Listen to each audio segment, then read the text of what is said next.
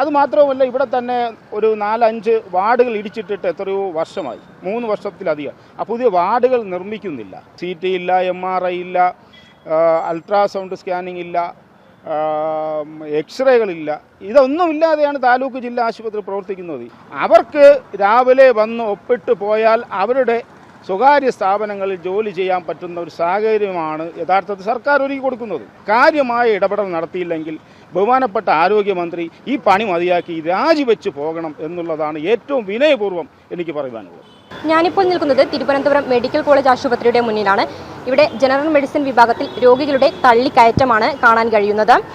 കൂടാതെ മറ്റു നിരവധി ആശുപത്രികളിൽ നിന്നും ഇവിടെ രോഗികളെ റെഫർ ചെയ്യുന്നതുകൊണ്ടാണ് ഇത്തരമൊരു സാഹചര്യം ഇവിടെ ഉണ്ടാകാൻ കാരണം.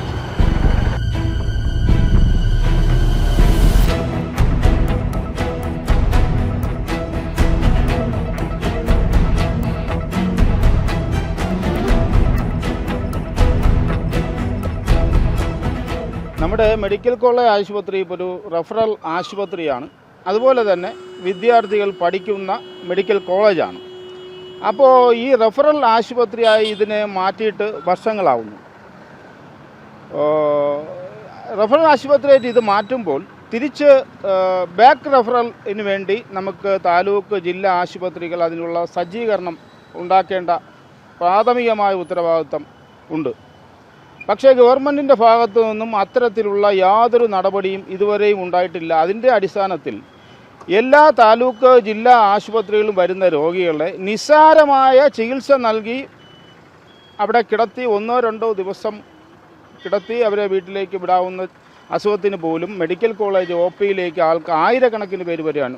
ഒരു OPയിൽ ഇപ്പോൾ പനിയും കൂടി ബാധിച്ചിരിക്കുന്ന അവസരത്തിൽ 1000-ലധികം OP പേഷ്യൻ്റ് ഒരു ദിവസം വരികയാണ്. അതുപോലെ തന്നെ കാഷ്വാലിറ്റിയിലും. അപ്പോൾ ഇവരെയൊക്കെ ഒരു ദിവസമോ 2 ദിവസമോ കിടത്തി അത്യാവശ്യം ഒരു ഓക്സിജൻ കൊടുത്ത് അല്ലെങ്കിൽ ഒരു ആവി പിടിക്കുന്ന സംവിധാനം ചെയ്ത് പറഞ്ഞ് വീട്ടിൽ വിടാവുന്നതാണ്. ഒരു ദിവസത്തെ 2 ദിവസം. പക്ഷേ ഈ ചികിത്സ മാത്രം കൊടുക്കുന്നതിന് വേണ്ടി ഇവിടെ 100 കണക്കിന് 1000 ആൾക്കാരാണ് ദിവസവും വരുന്നത്. ഒരു ബെഡിൽ 4-5 പേര് കിടക്കേണ്ട അവസ്ഥ, തറയിൽ കിടക്കേണ്ട അവസ്ഥ. അപ്പോൾ ഈ ഒരു സാഹചര്യം എന്തുകൊണ്ട് ഉണ്ടാകുന്നു എന്നുള്ളതിനെക്കുറിച്ച് ആരോഗ്യവകുപ്പും പ്രത്യേകിച്ച് ആരോഗ്യവകുപ്പ് മന്ത്രി ഇതിനെക്കുറിച്ച് യാതൊരു ധാരണയും ഇല്ലാത്തൊരു വ്യക്തിയാണ്. അവരെ സംബന്ധിച്ച് ഇതിനെക്കുറിച്ച് ഒരു കാര്യവും മനസ്സിലാക്കുവാനോ പഠിക്കുവാനോ തയ്യാറല്ല. അപ്പോൾ നമ്മുടെ താലൂക്ക് ആശുപത്രികളിൽ ഓക്സിജൻ കൊടുക്കാനുള്ള സംവിധാനമില്ല. ജില്ലാ ആശുപത്രിയിൽ ഓക്സിജൻ കൊടുക്കാനുള്ള സംവിധാനമില്ല. തിരുവനന്തപുരത്ത് 4ഓളം താലൂക്ക് ആശുപത്രി, ചിറയൻകീഴ്, നെടുമങ്ങാട്, പാറശാല, നെയ്യാറ്റിൻകര, അങ്ങനെ 4ഓളം ആശുപത്രി ഉണ്ടെന്നാണ് ഞാൻ മനസ്സിലാക്കുന്നത്. ജില്ലാ ആശുപത്രിയുണ്ട്, ജനറൽ ആശുപത്രികളുണ്ട്. പക്ഷേ ഇവിടങ്ങളിലൊക്കെ തന്നെ നല്ല ഓപ്പറേഷൻ തിയേറ്ററുകളില്ല, നല്ല ICU ബെഡുകളില്ല. ജനറൽ ഹോസ്പിറ്റലും നെയ്യാറ്റിൻകര ആശുപത്രിയിലും മാത്രമാണ് ഇത് അത്യാവശ്യം 5-6 ICU ബെഡുകളും വെന്റിലേറ്റർ ബെഡുകളും ഉള്ളത്. മറ്റ് താലൂക്ക് ആശുപത്രി, ചിറയൻകീഴ് താലൂക്ക് ആശുപത്രി ആയാലും നെടുമങ്ങാടായാലും ഇവിടെയൊന്നും ICU ബെഡുകളോ വെന്റിലേറ്റർ സംവിധാനമോ ഇല്ല.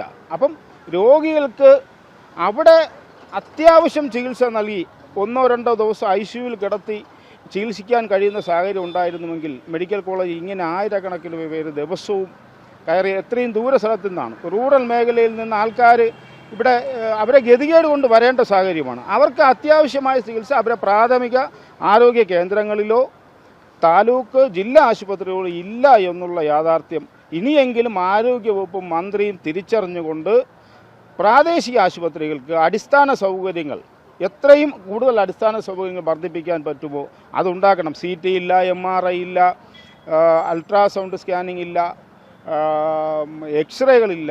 ഇതൊന്നുമില്ലാതെയാണ് താലൂക്ക് ജില്ലാ ആശുപത്രി പ്രവർത്തിക്കുന്നത്. ഇങ്ങനെ ആയാൽ ഈ ആശുപത്രി റെഫറലാക്കിക്കൊണ്ട് എന്താണ് പ്രയോജനം? തിരിച്ച് ബാക്ക് റെഫറൽ ചെയ്തു കഴിഞ്ഞാൽ അവിടെ ഉള്ള ഡോക്ടർമാരും മറ്റ് ജീവനക്കാരും തിരിച്ച് വീണ്ടും മെഡിക്കൽ കോളേജിൽ റെഫർ ചെയ്യുകയാണ്. ഈ രോഗി അങ്ങോട്ടും ഇങ്ങോട്ടും പാസഞ്ചർ പോലെ, ഷട്ടിൽ അടിക്കുന്നത് പോലെ അങ്ങോട്ടും ഇങ്ങോട്ടും അടിച്ചുകൊണ്ടിരിക്കുകയാണ്. അപ്പോൾ ഇത് നമുക്കൊരിക്കലും ന്യായീകരിക്കാൻ സാധ്യമായ ഒരു കാര്യമല്ല. അതുമാത്രവുമല്ല, ഇവിടെ തന്നെ ഒരു 4-5 വാർഡുകൾ ഇടിച്ചിട്ടിട്ട് എത്രയോ വർഷമായി, 3 വർഷത്തിലധികം. പുതിയ വാർഡുകൾ നിർമ്മിക്കുന്നില്ല.